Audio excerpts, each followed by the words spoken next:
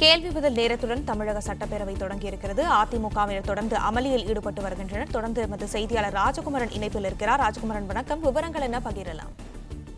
கள்ளக்குறிச்சி விசச்சாராயண மரணம் தொடர்பாக இந்த சட்டப்பேரவையில் கேள்வி நேரத்தை வைத்து அதற்கு முன்பாகவே பேச வேண்டும் என்ற கோரிக்கையினை அதிமுக தரப்பில் தொடர்ந்து 4வது நாளாக முன்வைத்து கருப்பு சட்டையுடன் இன்றும் பேரவைக்குள் அதிமுக உறுப்பினர்கள் அமளியில் ஈடுபட்டிருக்கின்றார்கள். வழக்கமாக மானிய கோரிக்கை விவாதம் எந்த முறையில் நடைபெறும் என்றால் முதலில் கேள்வி நேரம் எடுத்துக் கொள்ளப்படும். சட்டமன்ற உறுப்பினர்கள் தங்கள் தொகுதி சார்ந்து சில கேள்விகளை கொடுத்திருப்பார்கள். அந்த கேள்விக்கு துறை சார்ந்த அமைச்சர்கள் பதில் கொடுப்பார்கள்.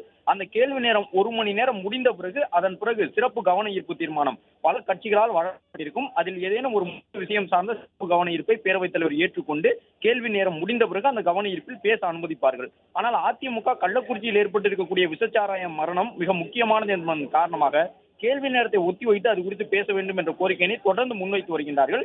இந்த நிலையில் தான் நேற்றைய தினம் அவை மூலம் அதிமுகவை வெளியேற்ற சொன்ன பேரவைத் தலைவர் இறுதியாக சொல்லும் பொழுது, நீங்கள் ஒத்திவைப்பு தீர்மானத்தை கொடுத்து விட்டிருந்தால் அதன் பிறகுதான் இவ்வாறு கேள்வி நேரத்தை ஒத்திவைத்து கள்ளக்குறிச்சி தொடர்பாக பேச வேண்டும் என்று கூற வேண்டும். எந்த விதமான ஒத்திவைப்பு தீர்மானத்தையும் கொடுக்காமல் நீங்கள் எப்படி கேள்வி நேரத்தை ஒத்திவைக்க வேண்டும் என்ற கோரிக்கையினை பேரவைக்கு உள்ளாக வந்து முன்வைக்க முடியும் என்று சொன்னார்கள். அதன்படி இன்று முன்கூட்டியே அதிமுக சார்பில் கட்சியினுடைய கொறடா எஸ்பி வேலுமணி உள்ளிட்டவர்கள் ஒத்திவைப்பு தீர்மானத்தை தனியாக பேரவைத் தலைவரை சந்தித்து பேரவை செயலகத்தில் சற்று முன்பாக வழங்கியிருந்தார்கள். நேற்று நீங்கள் குறிப்பிட்டவாறு நாங்கள் ஒத்திவைப்பு தீர்மானத்தை கொடுக்கின்றோம், இதை ஏற்றுக்கொண்டு கேள்வி நேரத்தை ஒத்திவைத்து நீங்கள் விவாதம் நடத்த வேண்டும் என்று சொன்னார்கள். ஆனால் ஒத்திவைப்பு தீர்மானத்தை பொறுத்தவரை 1 மணி நேரத்திற்கு முன்பாகவே, சபை தொடங்குவதற்கு 1 மணி நேரத்திற்கு முன்பாகவே கொடுக்க வேண்டும். ஆனால் சபை தொடங்குவதற்கு சில நிமிடங்களுக்கு முன்பாக வந்து கையில் கொடுத்துவிட்டு அதை ஏற்றுக்கொள்ள வேண்டும் என்று சொல்வதை நாங்கள் ஏற்க மாட்டோம் என்று பேரவைத் தலைவர் கூறியிருந்தார். இதனைத் தொடர்ந்து தற்பொழுது அமளி ஏற்பட்டிருக்கின்றது. அதிமுக உறுப்பினர்கள் வெளியேற்றப்படக்கூடிய ஒரு சூழ்நிலை உருவாகி இருக்கின்றது. மற்றொரு முக்கியமான விஷயம், பேரவையை பொறுத்தவரை 2 முறை ஒரு கட்சியினர் அவைக்காவலர்கள் மூலம் வெளியேற்றப்பட்டால் அந்த கூட்டத்தொடர் முழுவதுமாக கலவரத்தில் ஈடுபட்ட நபர்களுக்கு, அதாவது அமளியில் ஈடுபட்ட நபர்களுக்கு கூட்டத்தொடர் முழுவதுமாக தடை விதிக்கப்படும்.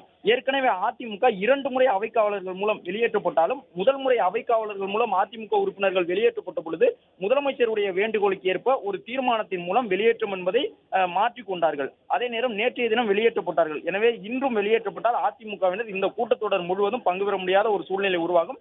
இந்த நிலையில் தான் தொடர்ந்து அதிமுக உறுப்பினர்கள் அமளியில் ஈடுபட்டிருக்கின்றார்கள். ஒத்திவைப்பு தீர்மானத்தை ஏற்றுக்கொள்ள வேண்டும், அதை ஏற்றுக்கொண்டு கேள்வி நேரத்தை ஒத்திவைத்து கள்ளக்குறிச்சி தொடர்பாக பேச வேண்டும் என்று குறிப்பிடுகின்றார்கள். ஆனாலும் கூட தற்போது அளவில் அந்த ஒத்திவைப்பு தீர்மானத்தை குறிப்பிட்ட நேர இடைவெளிக்கு முன்பாக கொடுக்கவில்லை என்று குற்றம் இந்த ஒத்திவைப்பு தீர்மானத்தை அதிமுக வழங்கியதை ஏற்றுக்கொள்ள மாட்டோம் என்று பேரவைத் தலைவர் அறிவிப்பு வெளியிட்டிருக்கின்றார். இதன் காரணமாக அதிமுக உறுப்பினர்கள் தற்பொழுது பேரவையிலிருந்து வெளிநடப்பு செய்வதற்கான ஒரு சூழல் ஏற்பட்டிருக்கின்றது. இந்த நடப்பு மானிய கூட்டத்தொடரில் முதலமைச்சர் பேசுவதற்கு முன்பாக எதிர்க்கட்சி தலைவர் பேசுவதற்கு வாய்ப்பு வழங்கப்படும். அதன்படி நாளை மறுநாள் எதிர்க்கட்சி தலைவர் பேசுவதற்கான ஒரு சூழ்நிலை இருக்கின்றது. அதே நேரம் அதிமுக பேரவை தொடங்கி 5 நாட்கள் நடைபெற்று முடிந்த பிறகும் தற்போது வரை பேரவை நடவடிக்கையில் பங்கேற்கவில்லை. நாள்தோறும் வந்து இதுபோன்ற கோரிக்கையினை முன்வைத்த பிறகு அவர்கள் வெளியேற்றப்பட்டார்கள் அல்லது வெளிநடப்பு செய்தார்கள். வெளிநடப்பு செய்து அன்றைய நாள் முழுவதும் பேரவை நடவடிக்கையில் பங்கேற்காமல் இருந்தார்கள். இந்த நிலையில் தான் அதிமுக இன்று அவர்களாகவே வெளிநடப்பு செய்துவிட்டு அதன் பிறகு பேரவைக்கு உள்ளாக சென்று மானிய கோரிக்கை விவாதத்தில் பங்கேற்பார்களா என்கின்ற ஒரு கேள்வி எழுந்திருக்கின்றது. அந்த ஒரு எதிர்பார்ப்பும் இருக்கின்றது. ஏனென்றால் முதலமைச்சர் இன்று ஜாதிவாரி மக்கள் தொகை கணக்கெடுப்பு தொடர்பாக மத்திய அரசை வலியுறுத்தி ஒரு தீர்மானத்தை கொண்டு வர இருக்கின்றார். மக்கள் தொகை கணக்கெடுப்பு நடத்தும் பொழுது சமூக ரீதியாக, ஜாதி ரீதியாக மக்கள் தொகை கணக்கெடுப்பு நடத்தப்பட வேண்டும் என்பதற்கான தீர்மானம் பேரவையில் இன்று கொண்டு வரப்பட இருக்கின்றது. எனவே அந்த தீர்மானத்தின் மீதான விவாதத்தில் அதிமுக உறுப்பினர்கள் பங்கேற்று பேச வேண்டும் என்று சிலர் விருப்பம் தெரிவித்துள்ளதாக, அந்த கட்சியின் உறுப்பினர்களில் சிலர் விருப்பம் தெரிவித்துள்ளதாக தெரிய வந்திருக்கின்றது.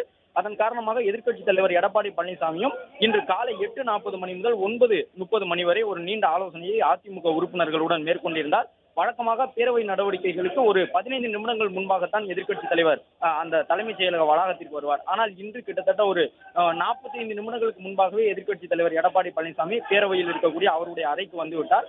அதன் பிறகு வந்த அதிமுக உறுப்பினர்களுடன் தற்பொழுது அவர்கள் வெளிநடப்பு செய்து வருகின்றார்கள். முதலமைச்சர் மு.க. ஸ்டாலின் ராஜினாமா செய்ய வேண்டும் என்ற கோரிக்கையுடன் தற்பொழுது அதிமுக உறுப்பினர்கள் வெளிநடப்பு செய்து வெளியில் வந்து கொண்டிருக்கின்றனர்.